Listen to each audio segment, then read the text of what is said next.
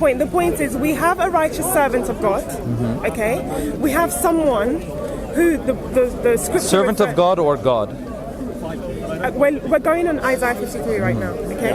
And it's very clear in Isaiah 53, it talks about a servant of God. He's righteous, and based on his righteousness, he was going to be beaten, he was going to be cut out of the land of the living.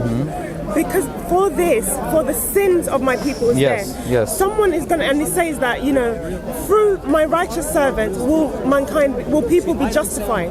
Okay? Yeah. So we have a servant that is going to suffer being killed because of sin.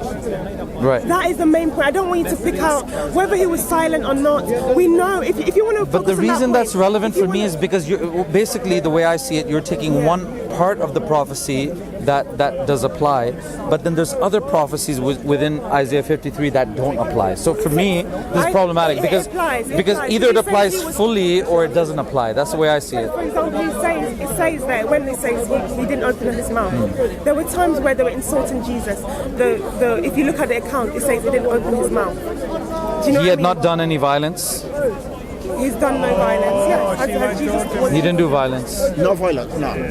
When he went into the temple and he overthrew the tables. That's not violence. That is not violence. That's called violence against property, right? There's violence against property. It's not violence. No, there's violence against property. So that is you're picking out stuff. So would you say Jesus is violent? I would say in that moment he was violent, and had the police been there at that moment, they would see him as violent. Can anybody describe? Okay, show me. If I'm on the tube, if I'm on the London tube and I'm kicking the chair and I'm banging the window, I'm being violent.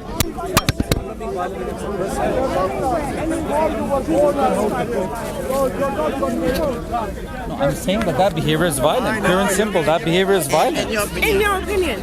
No, in the opinion of any reasonable person.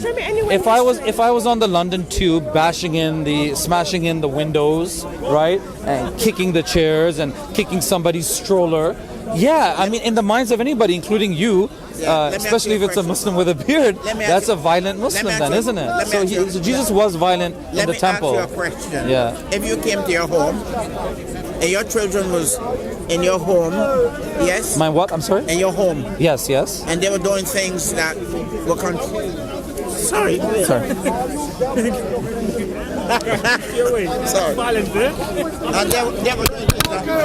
they were doing things that displease you, right? Let's say they were gambling.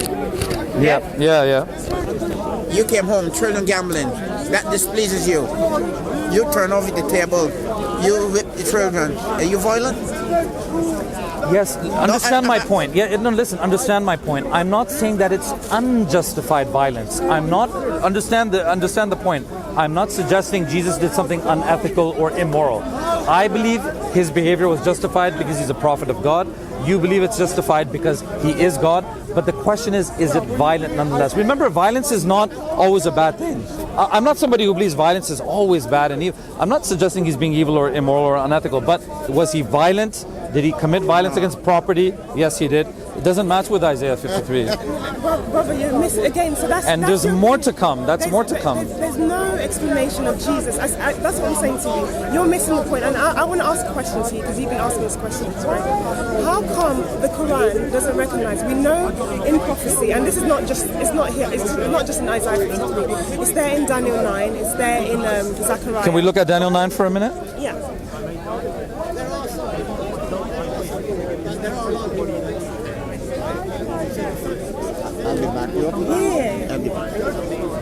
Daniel 9. Is there in Zechariah when Yahweh was saying, well, one thing at a time. Let's go to Zechariah. We'll come back to Daniel. I don't know if I trust you on Zechariah anymore. After you had that word wrong about the branch. I didn't have it wrong. You said it's Nazar. I said it is Nazar. No, but come on. But we looked at an interlinear Bible. No, but I'll get my reference. I said to you, I'll get my reference. My sister, listen. You can. I'll get my reference. I know that's fine. Not everyone has references right here. But where will you go to get the reference? Okay. Yeah. Fine. Zechariah 3. I admit that I didn't give you the correct reference. Thank you. I'll look through it next week. It's not that you gave the wrong reference. I believe Matthew gave us a wrong reference. I believe he quoted something that doesn't exist, or it's from possibly a different Tanakh. a different or a different Septuagint. I will look into that. It could be that, I don't know. Let me look more into that. It could be that? It could be that he was quoting from the Septuagint. Right, because there are different versions of the Old Testament. You would acknowledge that. They're not different versions. They're different manuscripts. So the Septuagint, if you know, do you know the difference between the Septuagint and the Masoretic text? Yes. What is the difference? Well, I mean, one is in Hebrew and is kind of Jewish backed. One is Septuagint is a Greek translation of the Old Testament. So yes, it is. It's a Greek and it's an earlier translation. So the same way in Islam, there's a debate. Yeah. So in Islam, you have the Hafs Quran, you have the Wash Quran, you have the Al-Duri Quran. There are differences between those manuscripts. But you won't have a missing ayah, so it's not a fair comparison. No, it's not a fair comparison. A missing ayah, a missing verse. In your manuscripts, yes. Which one are you speaking about? So your Sana, if you look at, there's a lady, oh God, I need to go. Look at your manuscript don't all match. So no, I know that sometimes there's different synonyms used or there's a vowelization, but I'm not aware that there's a different verse. Maybe your earliest manuscripts don't match. So if you look at your Sana manuscript versus your, I can't remember. Do you remember the names of your manuscripts? What about the Sana manuscript? Does it have an additional verse which is not found in the Qurans today? Missing verses can be due to a number of reasons, right? I mean, there can be omission, there can be scribal error. It can be due to the damage of the text. It could be different. The point is, it doesn't match the same. That's the point. But the point is, once that variant becomes part of the transmitted text, once it becomes part of the Textus Receptus, that's when you have a problem, right? Errors, mistakes are not problems. Typos are not problems. The point is, but if a scribal error, it's a variant if it becomes part of the textual tradition. If it becomes part of the textual tradition, I mean, I could copy out the Bible right now and make a mistake.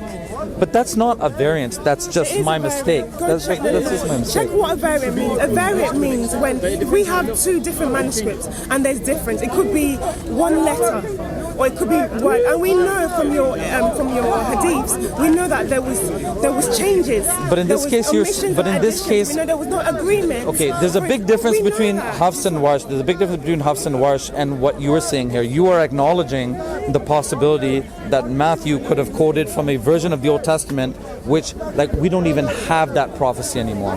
We don't even have that saying anymore. I'm saying let's not talk about that until that's a lost. No. I'm saying there's a possibility because we know that the what do you call it? The early disciples, they were quoting from the Old Testament from the Septuagint. So the Septuagint is a translation of the Hebrew Tanakh into Greek. Okay, so it means that there will be variation. I don't know in terms of I've not looked into it for Zechariah 3:8, but I'm saying it's not a problem. If you're saying that that's a problem, then that's also a problem for you guys because we know that there's not only one manuscript for the Quran. We don't even have that manuscript. We know from your earliest, but it's not part of the Textus Receptus. It's not part of the inherited tradition. This is what I'm saying. No, it's part of inherited tradition. You have Sana manuscripts. You have your different manuscripts that don't match the Kyrene. You have your Kyrene manuscript. You have even in the Hadith where they're arguing about what should be in the Quran or not. Okay, if all of this is correct, was the Quran eventually canonized into one standard edition? It was supposed to have been canonized by Uthman, isn't it? Right. So it was canonized then. It was at that supposed to have been canonized since since the 7th century. But has the Bible been canonized even now? Is the Bible? Could you say the Bible has been canonized now? The Bible's canonized. But there's not one agreed text today, right? There's not one agreed text today of the Bible between Christians. There is a canon. There is a canon. But I'm saying. But there's a Catholic canon versus a Protestant canon versus the Ethiopian Orthodox canon versus a Syriac Orthodox. Okay, so should we have a conversation about canon? I'm asking you if the Bible even has been canonized. Okay, hang on. Should we have a conversation? Should we round up that conversation and then come back to canons? Yeah. If you like. Okay. So let's go back to that. Sorry, my apologies. We've gone all over the place. But what was in Daniel 9 though that you wanted to show me? I'm just curious. I did answer it.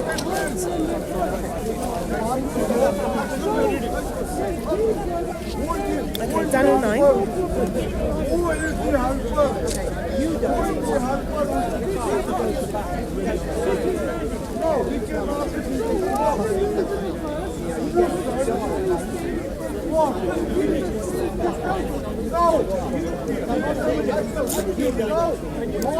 Daniel 9:20. Okay, 24. Let's go. Are you there? Verse 24. Yeah.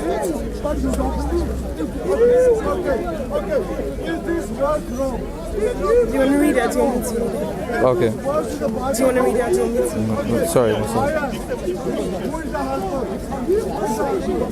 So I'd like to ask a question, because you've been asking me questions. I'd like to ask you a question after this, if you don't mind. But, okay, done in 9:24. Yeah, go ahead. Yeah, you go. Okay, so it says, do you want to read it? So, 70 weeks or 7, depending on the manuscript, are determined for your people and for your holy city to finish the transgression. What manuscript says 7 weeks? Sorry? What manuscript says 7 weeks?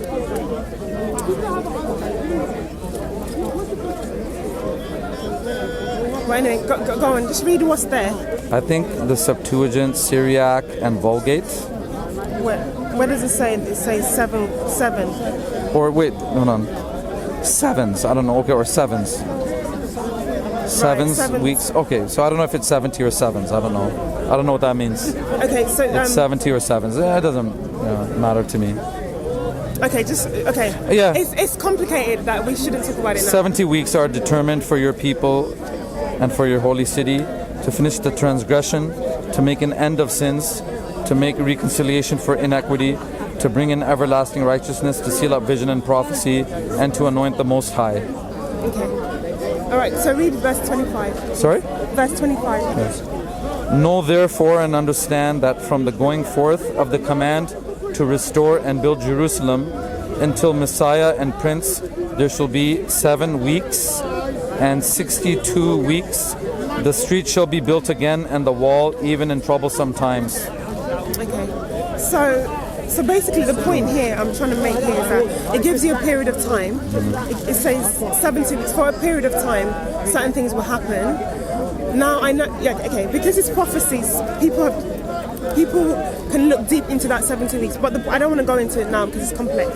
But the point is, it says a period of time is going to happen when about your people and your holy city.